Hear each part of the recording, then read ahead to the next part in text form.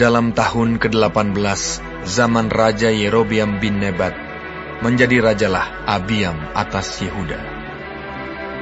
3 tahun lamanya ia memerintah di Yerusalem. Nama ibunya ialah Maakah, anak Abisalom. Abiam hidup dalam segala dosa yang telah dilakukan ayahnya sebelumnya, dan ia tidak dengan sepenuh hati berpaut kepada Tuhan, Allahnya, seperti Daud moyangnya.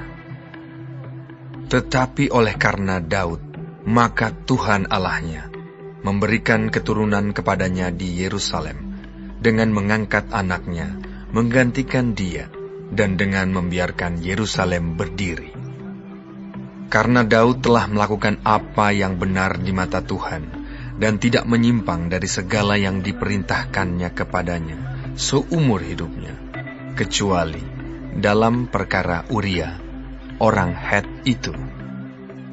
Dan ada perang antara Rehabeam dan Yerobeam seumur hidupnya. Selebihnya dari riwayat Abiam dan segala yang dilakukannya, bukankah semuanya itu tertulis dalam kitab sejarah raja-raja Yehuda?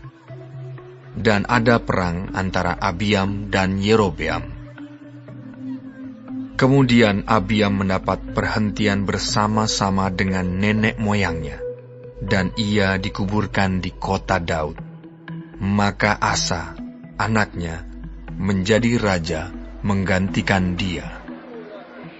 Dalam tahun ke-20, zaman Yerobeam, raja Israel, Asa menjadi raja atas Yehuda. 41 tahun lamanya ia memerintah di Yerusalem. Nama neneknya yang perempuan ialah Maakah, anak Abisalom. Asa melakukan apa yang benar di mata Tuhan seperti Daud, bapa leluhurnya. Ia menyingkirkan pelacuran bakti dari negeri itu dan menjauhkan segala berhala yang dibuat oleh nenek moyangnya. Bahkan ia memecat Maakah, neneknya, dari pangkat ibu suri, karena neneknya itu membuat patung Asyera yang keji. Asa merobohkan patung yang keji itu dan membakarnya di lembah Kidron. Sekalipun bukit-bukit pengorbanan tidak dijauhkan, namun Asa berpaut kepada Tuhan dengan segenap hatinya sepanjang umurnya. Ia membawa persembahan-persembahan kudus ayahnya, dan persembahan-persembahan kudusnya sendiri ke rumah Tuhan, yakni emas dan perak, serta barang-barang lain. Dan ada perang antara Asa dan Baesa, raja Israel, sepanjang umur mereka. Baesa, raja Israel, maju berperang melawan Yehuda, dan ia memperkuat Rama dengan maksud mencegah lalu lintas kepada Asa, raja Yehuda. Tetapi Asa mengambil segala emas dan perak yang masih tinggal dalam perbendaharaan rumah Tuhan dan dalam perbendaharaan rumah raja, dan menyerahkannya kepada pegawainya. Kemudian Raja Asa mengutus mereka kepada Ben-Hadad bin Tabrimon bin Hezion, Raja Aram yang diam di Damsyik, dengan membawa pesan, "Ada perjanjian antara aku dan engkau, antara ayahku dan ayahmu. Di sini kukirim kepadamu suatu bingkisan, yakni emas dan perak. Marilah, batalkanlah perjanjianmu dengan Baesa, Raja Israel, supaya ia undur daripadaku." Lalu Ben-Hadad mendengarkan permintaan Raja Asa. Ia menyuruh panglima-panglimanya menyerang kota-kota Israel, dan ia mengalahkan Iyon, dan Abel Bet Maakah, dan seluruh Kinerot serta seluruh tanah Naftali.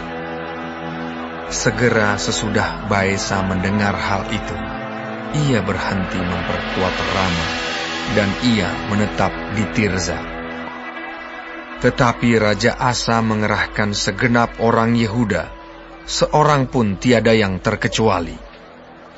Mereka harus mengangkat batu dan kayu yang dipergunakan Baesa untuk memperkuat Rama. Raja Asa mempergunakannya untuk memperkuat Geba Benyamin dan Mizpa. Selebihnya dari seluruh riwayat Asa dan segala kepahlawanannya dan segala yang dilakukannya dan kota-kota yang diperkuatnya, bukankah semuanya itu tertulis dalam kitab sejarah raja-raja Yehuda? Tetapi pada masa tuanya, ia menderita sakit pada kedua kakinya. Kemudian Asa mendapat perhentian bersama-sama dengan nenek moyangnya, dan ia dikuburkan di samping nenek moyangnya di kota Daud, bapa leluhurnya. Maka Yosafat, anaknya, menjadi raja menggantikan dia. Nadab, anak Yerobeam, menjadi raja atas Israel dalam tahun kedua zaman Asa, raja Yehuda. Ia memerintah atas Israel 2 tahun lamanya.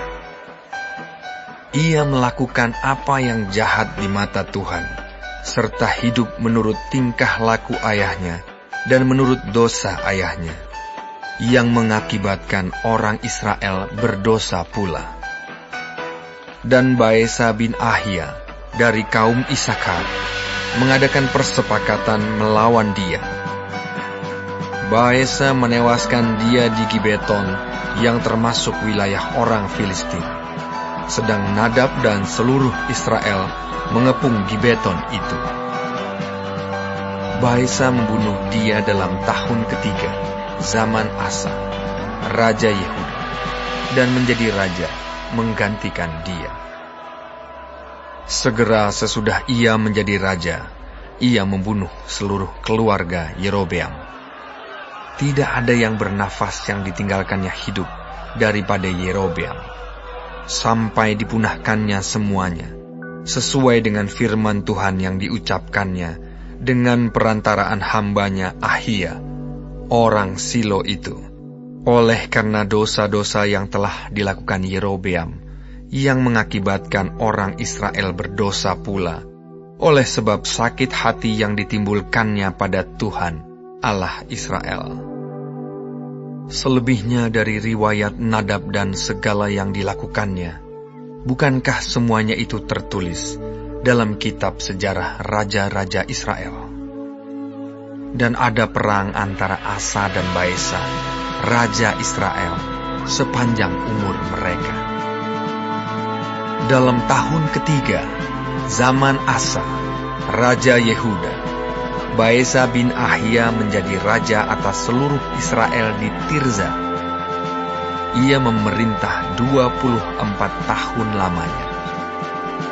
Ia melakukan apa yang jahat di mata Tuhan, serta hidup menurut tingkah laku Yerobeam, dan menurut dosanya yang mengakibatkan orang Israel berdosa pula.